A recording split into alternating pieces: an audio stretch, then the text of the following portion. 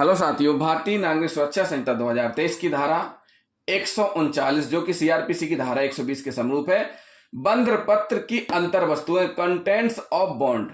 साथियों, कार्यपालिक मजिस्ट्रेट सुनवाई करते हैं। किस चीज की सुनवाई? जांच करते हैं पुलिस के द्वारा जो इस्तगासा भेजा जाता है, इस्तगासा यानी परिवार के माध्यम से सूचना दी जाती है। किन किन धाराओं की? सीआरपीसी की धारा 107, 108, 116, 110, बीएनएसएस की धारा 126, 127, 128, 129 के तहत।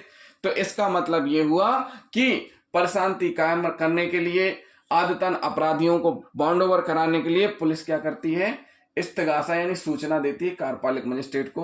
कार्यपालिक मजिस्ट्रेट फिर बीएनएसएस की धारा 135 के अंतर्गत जांच करते हैं और बीएनएसएस की धारा 135 सब क्लॉज 3 जो कि सीआरपीसी की धारा 116 सब क्लॉज 3 के अंतर्गत आती है, यानी कि जो 116(3) में था अब वह बीएनएसएस की धारा 135 सब क्लॉज 3 में है, उसके तहत तत्काल बॉन्ड ओवर करती है। क्यों करती है? ताकि लोक प्रशांति विक्षिप्त ना हो, शांति व्यवस्था बनी रहे, अपराध निवारण किया जा सके, लोक सुरक्षा के लिए तुरंत उपाय करना आवश्यक है। इसलिए तत्काल क्या करते हैं? बॉन्ड ओवर करते हैं। तो साथियों, जो बॉन्ड ओवर की प्रोसीडिंग है उसके बाद क्या, बॉन्ड ओवर की प्रोसीडिंग के बाद बॉन्ड का आदेश किया जाता है, डिस्चार्ज का भी आदेश होता है, जो कि हम आपको पिछले वीडियो में बता चुके हैं। अब हम इस वीडियो में आपको बताएंगे जो बॉन्ड भरा गया है, जो बंध पत्र निष्पादित किया गया, उसकी क्या शर्तें हैं। तो सबसे पहले हम एक बार और बता देते हैं कि जो ये प्रारंभ कब माना जाएगा।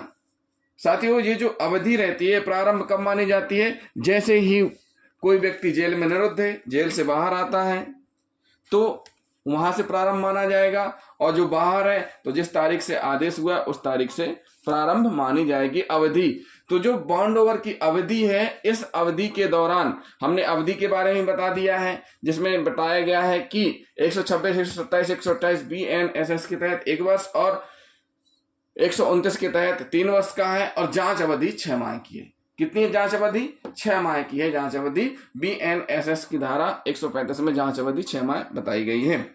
तो साथियों, परशांति कायम रखने के लिए और सदाचार से रहने की अपेक्षा करने वाले बंध पत्र से संबंधित व्यक्ति को परशांति कायम रखने या सदाचार रहने के लिए आबद्ध किया जाएगा, और ऐसा आबद्ध व्यक्ति यदि बाद में जिसके खिलाफ इस्तगासा प्राप्त हुआ है, पुलिस ने इस्तगासा तैयार करके कार्यपालिक मजिस्ट्रेट को सूचित किया है, उसके बाद जैसे ही सूचना मिलने के बाद कार्यपालिक मजिस्ट्रेट बॉन्ड ओवर करेंगे, और जो जिसको बॉन्ड ओवर किया जा रहा है उसका कर्तव्य क्या कर्तव्य है कि वह प्रशांति बनाए रखे। अगर वो बंध पत्र की शर्तों का उल्लंघन करता है तो फिर उसके खिलाफ फिर अगली धारा में कार्रवाई की जाएगी, वो हम आपको बताएंगे। और बॉन्ड ओवर भंग माना जाएगा अगर उसने उन शर्तों का पालन नहीं किया।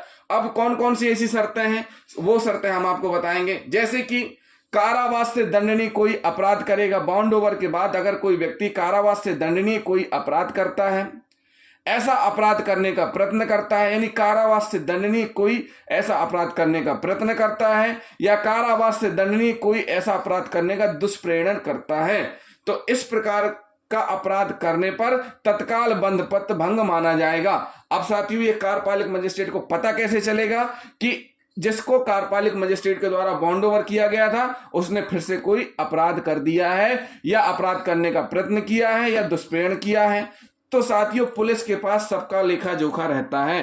पुलिस थाने में सूचनाएं प्राप्त होती हैं, जैसे ही पुलिस को जिनका सदाचार बॉन्ड ओवर किया गया उनका पूरा रिकॉर्ड रहता है और उनके द्वारा फिर से अपराध किया जाता है, तत्काल पुलिस क्या करती है?